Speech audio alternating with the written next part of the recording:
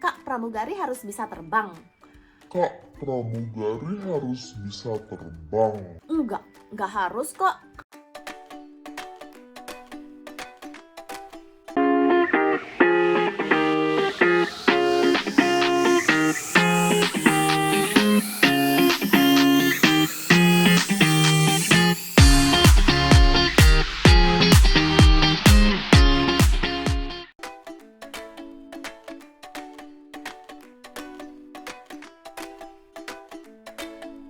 Nah, kalau di SQ itu dulu kita begitu masuk training, kita memang harus di economy class dulu. Nah, terus setelah kalian lulus probation kita kan 6 bulan ya guys. Itu aku di bulan ke-8 ya, di bulan ke-8 atau di bulan ke-7 aku di training untuk business class. Nah, tapi kalian kapan di training untuk business class itu tuh tergantung juga gitu. Jadi nggak setiap orang sama gitu. Nah, ada yang di training lebih awal, ada yang di training lebih belakangan gitu. Tapi ya sekitar gitu segitu. Biasanya itu sekitar 7 bulan sampai 1 tahunan gitulah. Kalian biasanya di training untuk business class. Kayak gitu.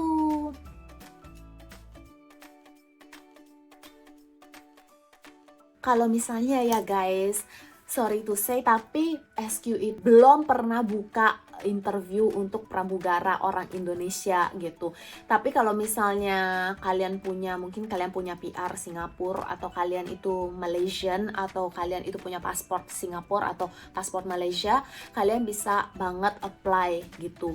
Tapi dari negara sana gitu, karena kalau di Indonesia sendiri mereka nggak buka biasanya. Jadi kalau misalnya kalian punya paspor sana, kalian apply-nya dari sana gitu. Dan kalau untuk apa yang harus disiapkan dengan pramugari sih sebetulnya sama aja gitu, karena kalau di Singapura dan di Malaysia sendiri interviewnya itu barengan gitu. Jadi antara pramugari sama pramugara itu interviewnya barengan kok. Dan yang mereka lihat juga hampir sama, kayak ada juga skin check, ada juga yang namanya BMI check, ada juga yang namanya tes tinggi badan, berat badan, dan segala macam itu semuanya sama. Iya, SQ nggak buka buat pramugara. Aku baru aja ngomong. Kenapa kak? Aku juga nggak tahu. Ya aku sih juga berharap kedepannya SQ bakalan buka gitu sih, karena ya menurut aku kalau misalnya pramugari aja diterima, kenapa enggak pramugaranya, ya nggak sih guys, gitu loh. Jadi aku juga nggak tahu kenapa, tapi yang pasti jangan patah semangat, karena mungkin aja kedepannya nanti mereka buka. Berikutnya,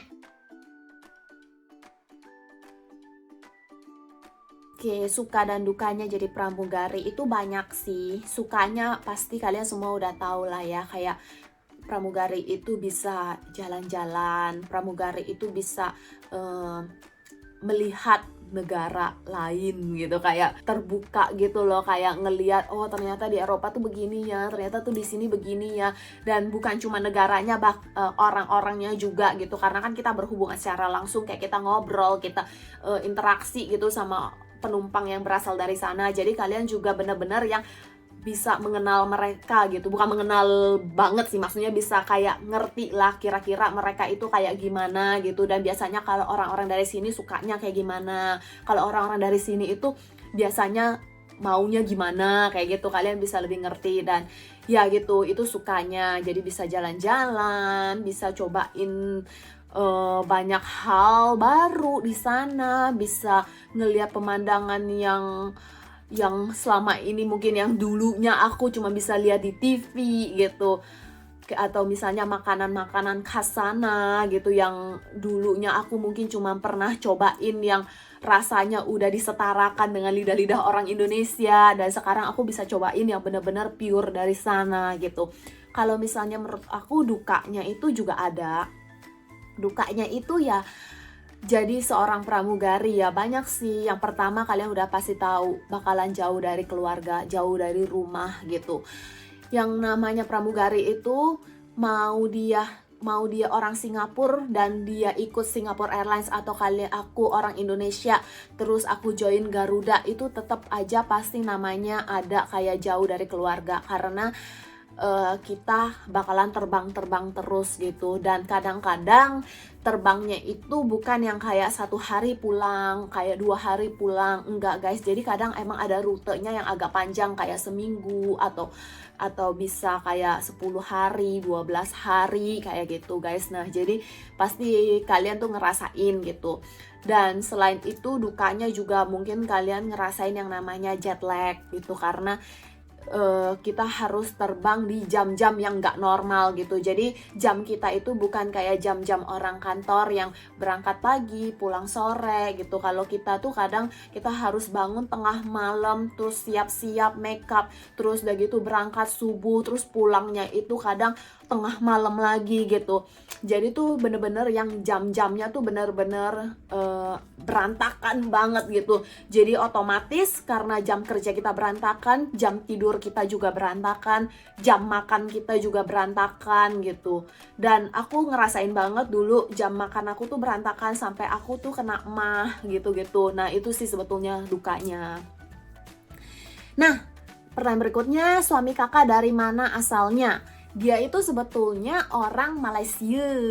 Dia orang Malaysia. Dia keluarganya semua dari Malaysia. Tapi memang dia sudah pindah ke Perth itu dari kecil. Jadi dari umur berapa tuh ya dia? Pokoknya dari kecil gitu keluarganya sudah pindah ke Perth deh. Dulu ya, kalau dulu itu jujur aku nggak kepikiran sih gitu, karena yang aku tadi udah bilang gitu, karena aku pas pertama kali aku berasa aku pengen jadi pramugari, terus aku lihat maskapai yang buka interview pertama kali ya langsung SQ gitu, dan aku langsung coba terus langsung masuk gitu. Jadi akhirnya aku nggak sempet sama sekali mikir untuk coba airlines lain atau untuk coba maskapai Indo gitu. Tapi kemungkinan kalau misalnya aku nggak diterima masuk SQ, pasti aku bakalan cari alternatif lain sih. Dan pasti aku bakalan, salah satunya pasti mungkin aku bakalan coba maskapai Indonesia juga gitu. Tapi karena pada saat itu begitu aku kepikiran kepengen, terus aku langsung Google, aku langsung lihat itu SQ buka interview dan langsung masuk. Jadi aku waktu itu nggak sempet sama sekali untuk mikir di perusahaan lain. Motivasi aku pada saat aku kerja itu yaitu guys, jadi aku dulu ngerasain gimana susahnya aku itu sampai masuk jadi pramugari gitu. Buat kalian yang baru, aku udah pernah bikin video sebelum-sebelumnya ceritain gimana perjalanan karir aku sampai aku jadi pramugari. Di situ aku udah ceritain dulu gitu pekerjaan pertama kali aku itu apa, dan aku ngerasain dengan kerjaan yang seperti itu gaji aku begini, dan kerjaan seperti ini gaji aku segini. Dan pada saat itu aku jujur ngerasa untuk kerjaan sebagai pramugari aku bisa bilang memang tidak gampang, tapi aku bisa bilang juga bukan hal yang terlalu susah gitu loh. Dan aku enjoy sama lifestyle-nya karena enak gitu, kayak kalian tuh bener-bener enak lah gitu, kalian tuh dipaksa untuk jalan-jalan gitu loh. Setiap bulan kalian dikirimin nih tiket jalan-jalan kalian bulan depan ke 10 negara ya udah gitu. Jadi aku bener-bener enjoy sama lifestyle-nya. Jadi walaupun aku secapek apapun, aku lagi dimarahin sama penumpang, aku lagi dimarahin sama atasan misalnya gitu ya, atau kayak ngerjain flight yang bener-bener subuh gitu, kadang tuh masih mata tuh masih kriep-kriep, masih ngantuk banget gitu, tapi aku udah harus make upan gitu. Terus ya udah aku jadi harus mikir lagi gitu, ya aku nggak gampang untuk sampai ke kerjaan ini gitu loh. Bener-bener aku ngelewatin banyak hal gitu, dan apa ya, kalau aku inget juga itu bener-bener tuh keberuntungan. Dan aku bilang itu kayak bener-bener apa yang Tuhan udah siapin buat aku gitu. Jadi aku nggak mau sia-siain aja sih gitu. Kayak aku ngerasa dari misalnya ribuan orang coba untuk masuk interview gitu, tapi yang kepilih cuma berapa puluh orang atau bahkan cuma berapa belas orang gitu. Jadi ya aku bersyukur aja sih gitu. Jadi ya aku selalu inget itu kalau misalnya aku bener-bener capek, down. Dan emang sih kadang kesel juga namanya kalau misalnya lagi diocehin ya.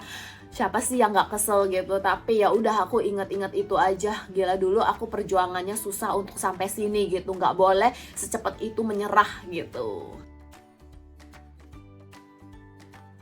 Kalau nanya ini banyak sih, pokoknya semua yang kita di trading itu banyak gitu. Jadi yang pertama yang pasti safety. Kalian harus tahu gimana cara kalau ada emergency, gimana cara menghandle-nya. Contohnya kalau ada api, gimana cara padaminnya.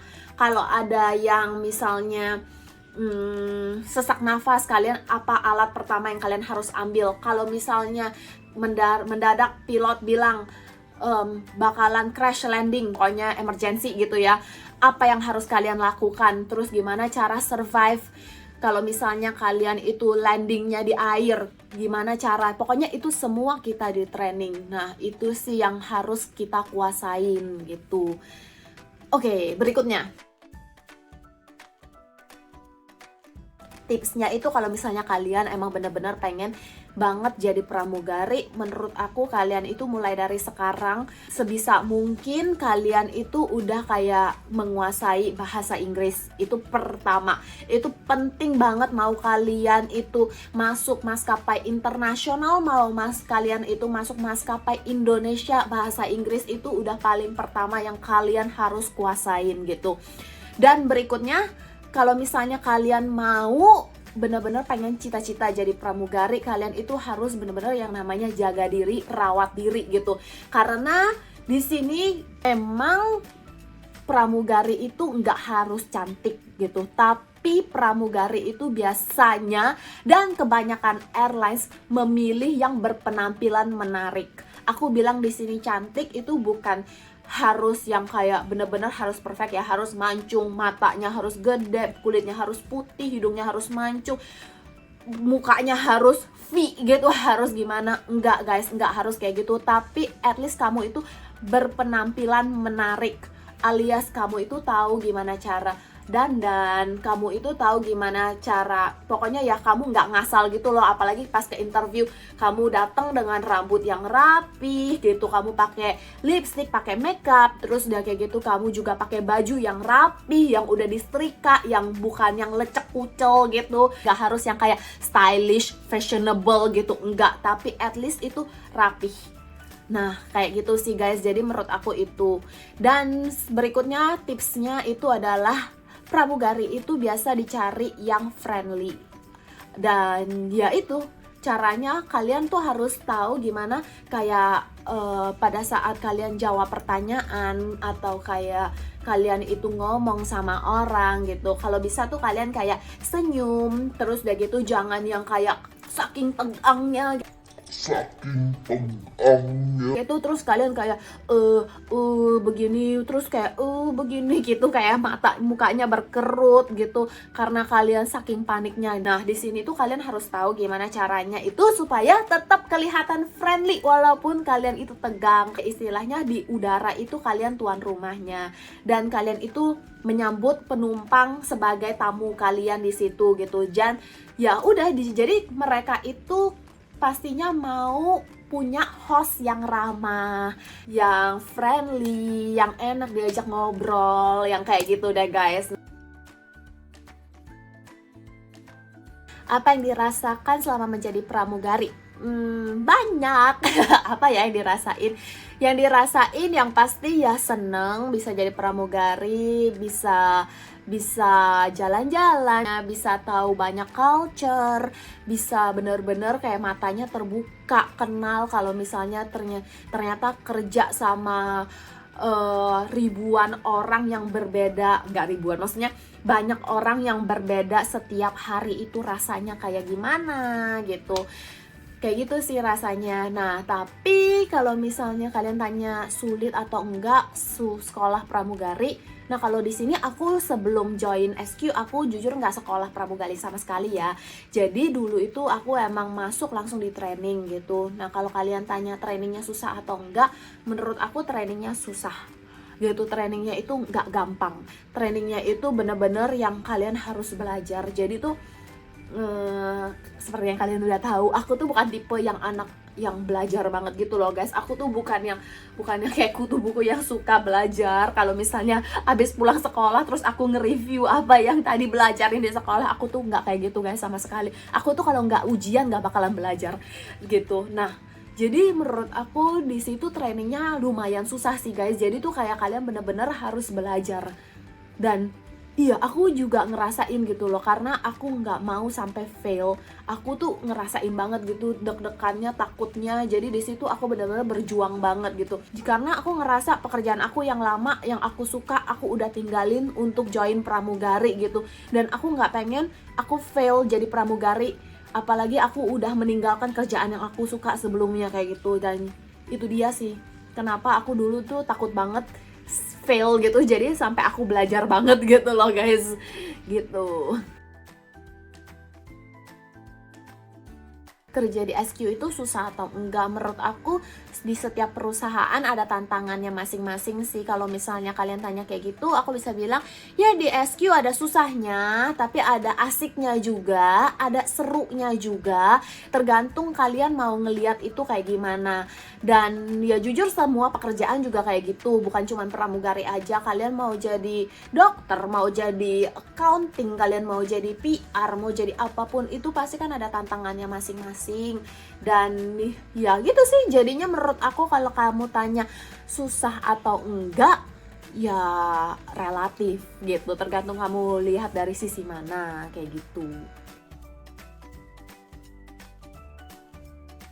Jadi di SQ itu kita seragamnya ada 4 jenis ya guys, 4 jenis. Jadi ada warna biru, hijau, merah, dan ungu. Nah, jadi buat pramugari yang baru masuk, yang junior, kita biasa sebutnya itu junior stewardess atau steward, itu tuh semua warnanya biru. Aku juga biru gitu ya. Dan biasanya orang yang naik ke level hijau itu yang paling cepatnya yang pernah aku dengar itu adalah dia 3 tahun kerja dia baru naik ke hijau. Tapi nggak heran juga, aku banyak juga dengar yang orang udah kerja 10 tahun, 12 tahun masih di biru, itu banyak. Kalau hijau itu kita sebutnya leading stewardess. Itu berikutnya yang warna merah. Yang warna merah itu kita sebutnya chief steward atau stewardess. Yang warna ungu itu kita sebutnya IFM atau in-flight manager. Ini biasa disebut juga di airlines lain purser. Jadi biasanya dia itu ketua dari pramugari atau pramugara. Dia yang handle kita semua gitu. Jadi dia yang kasih kita posisi kerja kayak gitu guys. Nah itu dia perbedaan dari 4 warna pramugari di SQ. Berikutnya, Kak, di SQ ada jungle survival? Enggak. Kalau di SQ nggak ada kita jungle survival. Kalau aku untuk tinggal sih sebetulnya plus minus ya kalau menurut aku, karena memang aku dari dulu itu udah nggak tinggal di Indonesia. Jadi aku ceritanya tuh anak rantau banget guys.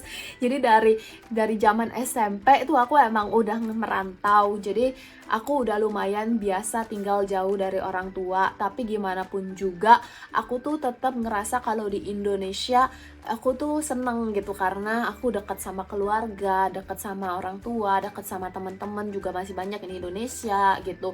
Dan pokoknya makanan semua juga cocok gitu, dan ya menurut aku enak lah gitu. Aku berasa kayak homey banget, kayak di rumah banget kalau misalnya aku di Indonesia.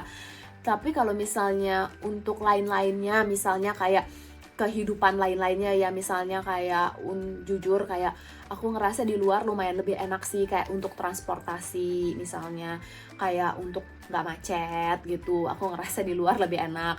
Atau enggak kayak untuk kualitas hidup. Nah, tapi pastinya kalau kalian tanya lebih suka tinggal di mana, Indo itu pasti selalu jadi rumah buat aku. Jadi aku berasa kayak bener-bener kayak pulang kampung. Itu gimana ya, kayak kalian tuh pulang kampung tuh pasti ngerasanya nyaman deh, enak gitu. Nah, kalau untuk tunjangan hari tua itu dapat, tapi kalau kamu kerjanya sampai kamu pensiun gitu. Kalau misalnya kamu di perusahaan cuman kerja kayak 2 tahun, 3 tahun, atau bahkan 5 tahun, ya itu kita nggak dapat tunjangan pensiun atau hari tua gitu. Nah guys, itu aja untuk hari ini. Aku harap aku bisa jawab semua pertanyaan yang kalian kasih ke aku. Dan juga aku mohon maaf banget kalau misalnya masih ada pertanyaan yang belum bisa aku jawab. Nah, kalau misalnya kalian suka sama video ini, jangan lupa ya di like, comment, dan subscribe sekarang juga. Bye-bye.